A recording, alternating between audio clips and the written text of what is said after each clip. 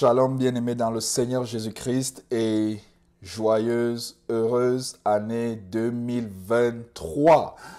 Alors que je suis en train de partager ce message avec toi, je suis reconnaissant au Seigneur pour l'année 2022 et chacun des enseignements que j'ai pu partager avec toi et chacun des enseignements qui ont atteint des centaines ou des milliers de personnes au travers de ma chaîne YouTube, au travers des partages.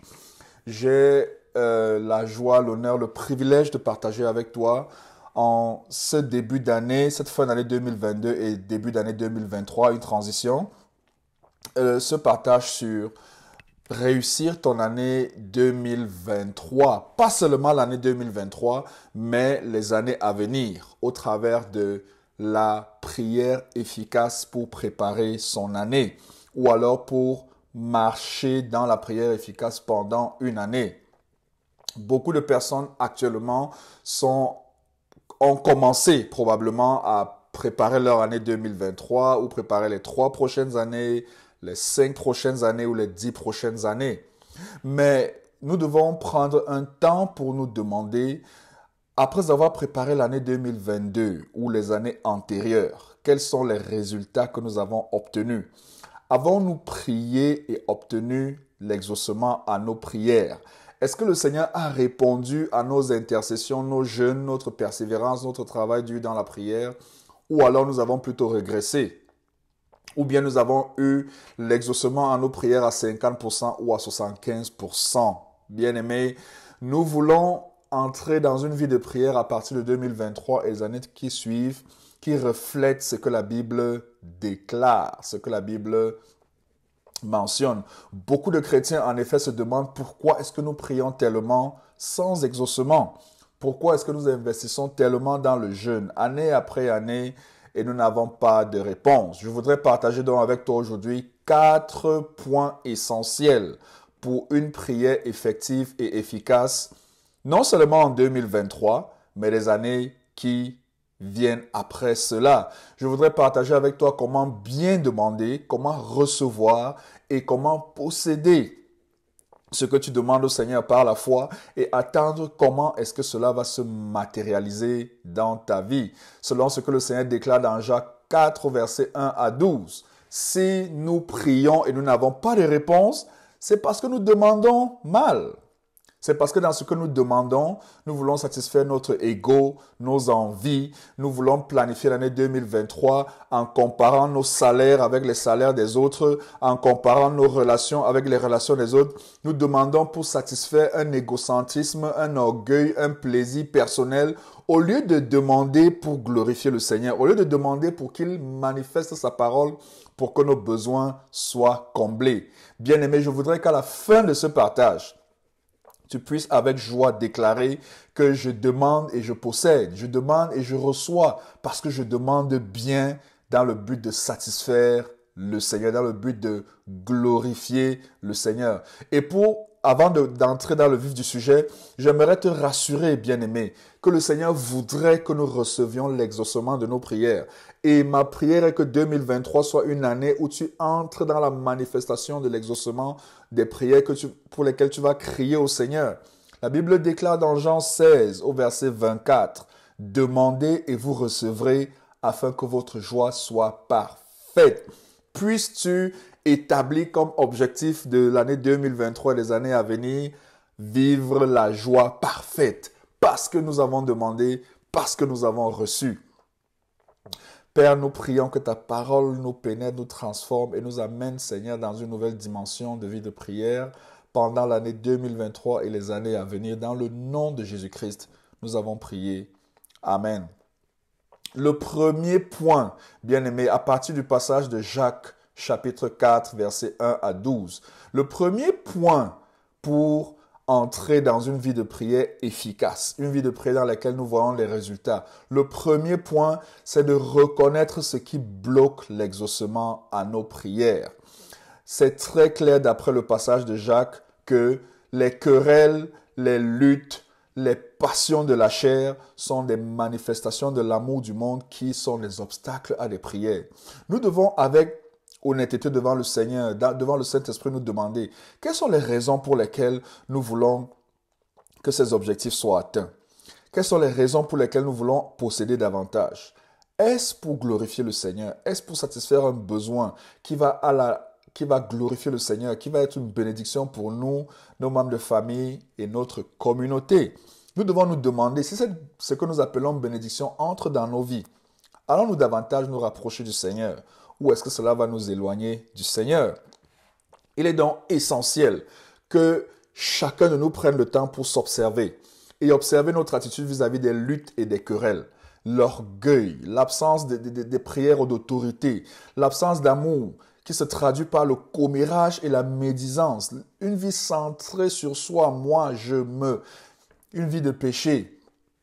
Nous devons nous observer clairement à la lumière de ces manifestations des passions du monde et accepter que ce sont des obstacles à l'exaucement, à la prière. Si nous voulons une prière victorieuse, nous devons nous repentir et nous détourner de toute forme de passion du monde qui lutte à l'intérieur de nous et veut nous empêcher de marcher dans la manifestation des promesses de Dieu dans nos vies. Le deuxième point pour une vie de prière efficace, effective, une vie de prière d'impact et qui va transformer notre année 2023, c'est se soumettre à Dieu. La soumission à Dieu. Aller devant le Seigneur et lui dire, Seigneur, je choisis délibérément de mettre ma vie entre tes mains. Et la parole de Dieu nous a donné dans au livre de Jacques, 4 étapes pour se soumettre à Dieu. La première étant, écoutez bien, de résister au diable et il fuira loin de nous. Bien-aimés, n'est-ce pas efficace si nous choisissons pour nous soumettre à Dieu, de résister à son ennemi qui est le diable?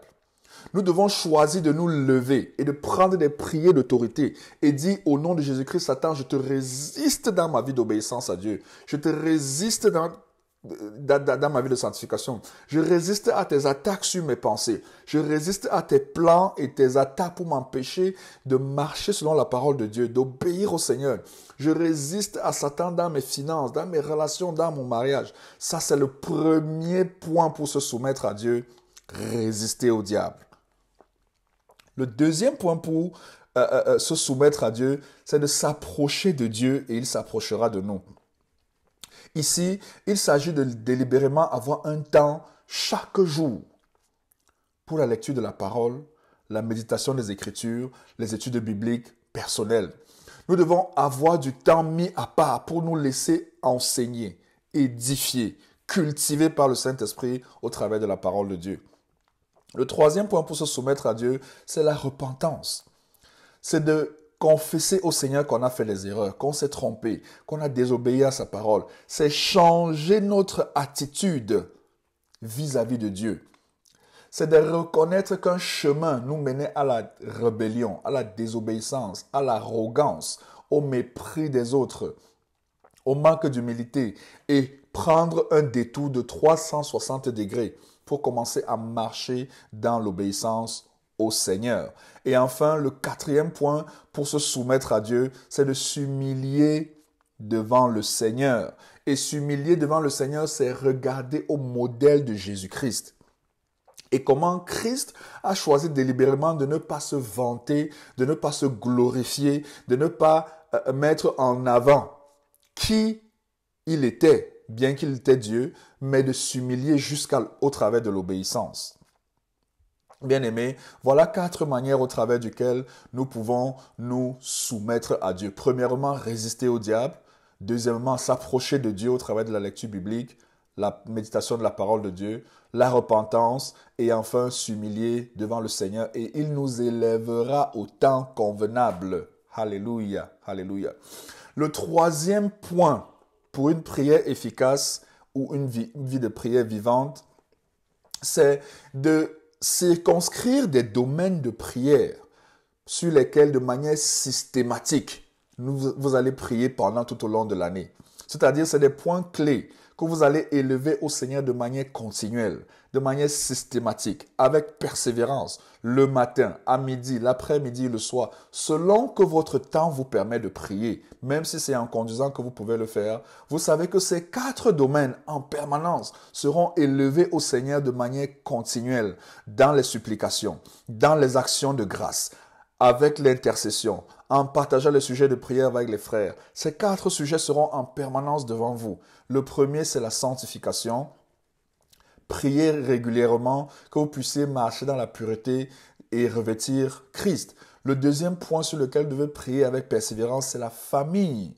Votre famille charnelle, votre conjoint, vos enfants, vos parents et aussi la famille chrétienne. Les enfants de Dieu avec lesquels vous partagez, échangez et avec lesquels vous communiez. Le troisième point pour lequel vous devez prier continuellement et maintenir votre vie de prière vivante, c'est votre vie socio-professionnelle.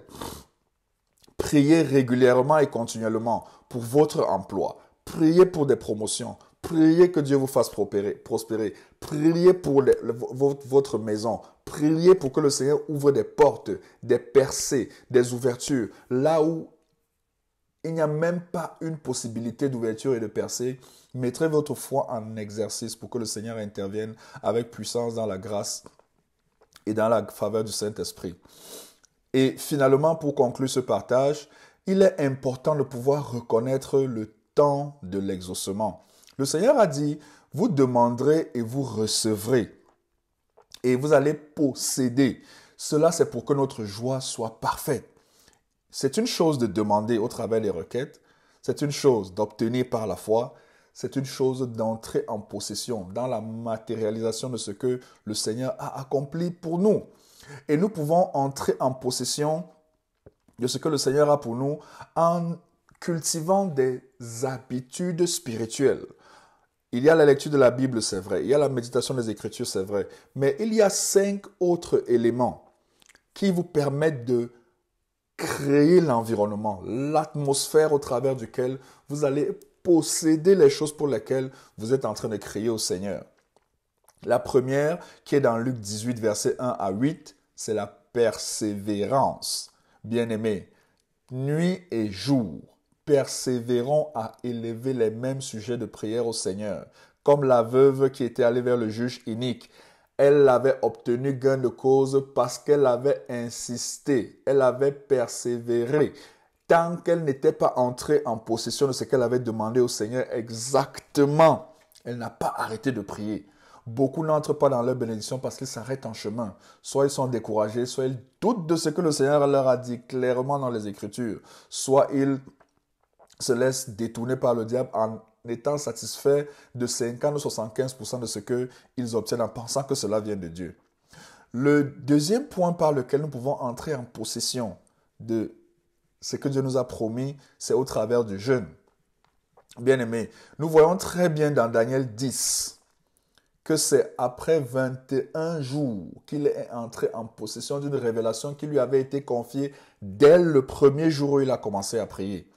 Certaines bénédictions ne se manifesteront que si nous choisissons délibérément d'avoir une vie de jeûne consistante. Pas forcément 21 jours. Ça peut être 1 jour par semaine, 3 jours par mois, ou si vous en avez la capacité, jusqu'à 21 jours.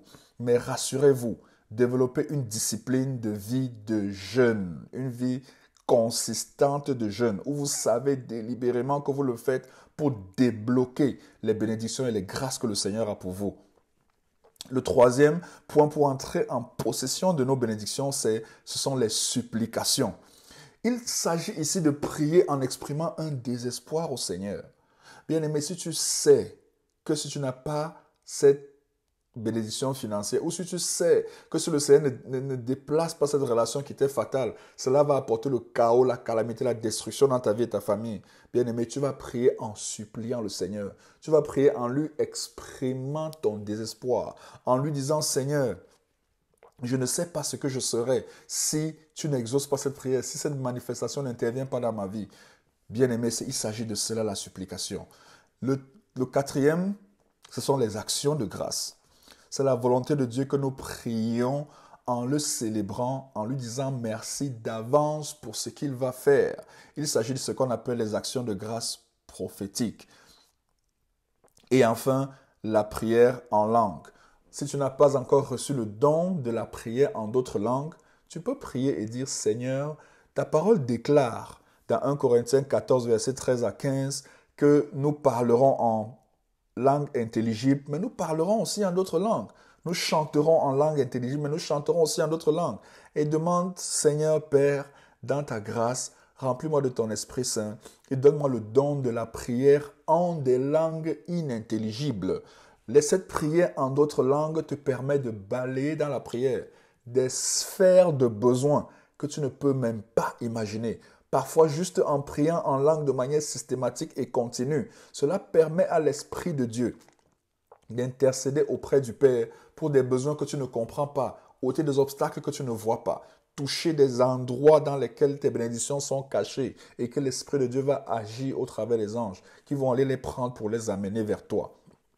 Bien-aimé, voilà un peu comment est-ce que je te vois en train de réussir non seulement ton année 2023. Je voudrais que tu ne sois pas focalisé sur l'année 2023, mais que tu sois focalisé sur réussir une vie de prière efficace tout au long de ta vie chrétienne. La planification d'une année est juste une opportunité de ce que tes prières soient structurées et organisées par année, par mois, par semaine, par jour, et que tu puisses avoir des preuves que tu as élevé des sujets de prière et que tu pourras partager avec les autres enfants de Dieu et susciter des opportunités de célébrer et de louer le Seigneur.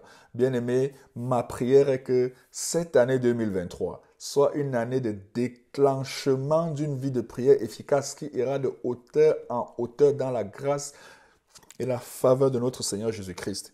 Et je te souhaite une heureuse et merveilleuse année 2023. Puisse le Seigneur t'élever à des hauteurs et des dimensions dans ta vie de prière que tu n'as jamais expérimentées par le passé. Demeure abondamment béni et joyeuse et heureuse année 2023. Shalom, Hervé Ngaté.